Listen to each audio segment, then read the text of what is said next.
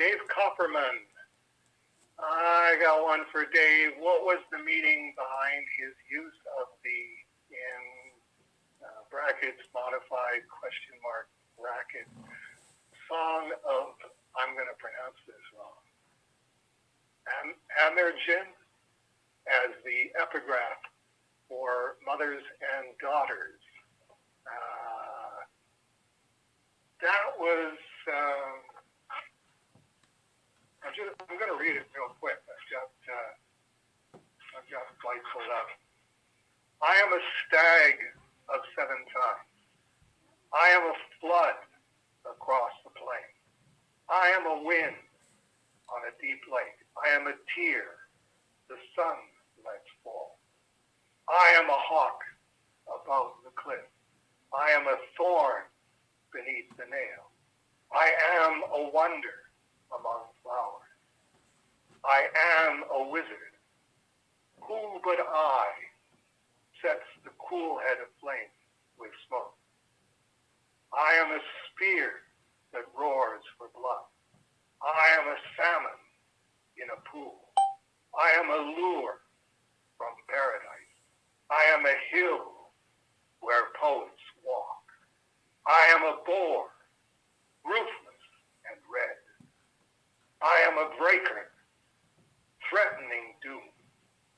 I am a tide that drags to death.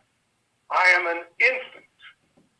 Who but I peeps from the unhewn dome and arch? I am the womb of every hope. I am the blaze on every hill. I am the queen of every hive. I am the shield for every head. I am the tomb of every hope. When I read that in The White Goddess, Robert Graves, The White Goddess, I went, okay, if there was, having read the whole book, if there was one thing that to me epitomized The White Goddess, it was that. He asked in quotation, in parentheses, modified in quotation marks. If it's modified, I didn't modify it. Robert Graves modified it, or somebody modified it before Robert Graves got to it. I think it's definitely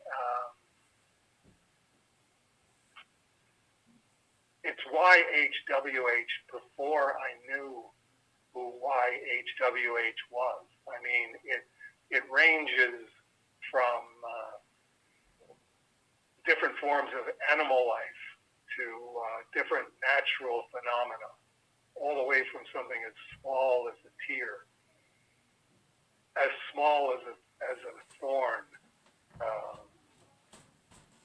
a spear, a salmon, a lure, a hill. Like you get this macrocosm, microcosm, macrocosm, microcosm.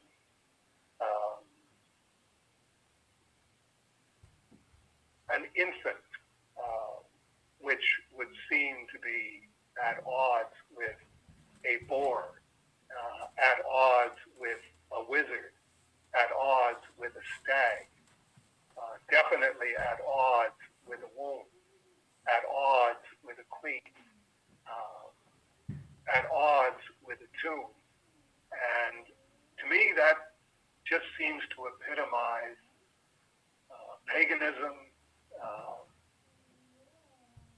YHWH,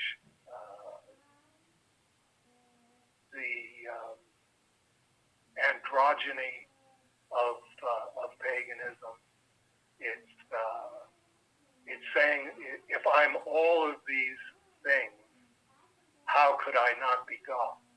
And it's like, well, because they're just things. They're not God. But not knowing that at the time, not having any idea of the dichotomy between God and YHWH, I think it was just an extremely resonant thing of, because I was reading The White Goddess as research for mothers and daughters, and going, okay, well, this is supposed to be the gold standard for the idea that there is a female equivalent of God.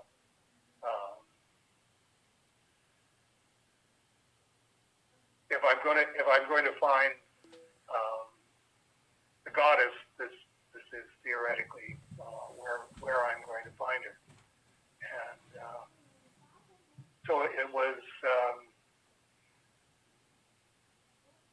resonant with something inside of me that I wasn't aware of yet, and wouldn't be aware of for another decade or so. But it's definitely an extremely evocative piece of work, which is why I had it typeset the way that I did. I think you have to read it with those kinds of resonances. Poetry, efficacious poetry that is supposed to essentially move mountains, if that's what you want the poetry to do, needs those kinds of resonances. It's not just the poetry. It's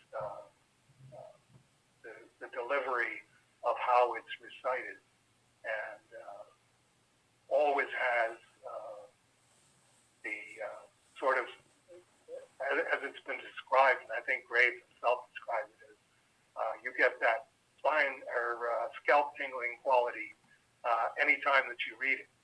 You can't just read it neutrally. So embarking on the second half of Cerberus, which would be the female half of Cerberus, I wanted to get her off to a roaring start, and a roaring start on as many different successive chessboards, ascending up from where I was as I possibly could. And reading that, I went, yeah, this seems to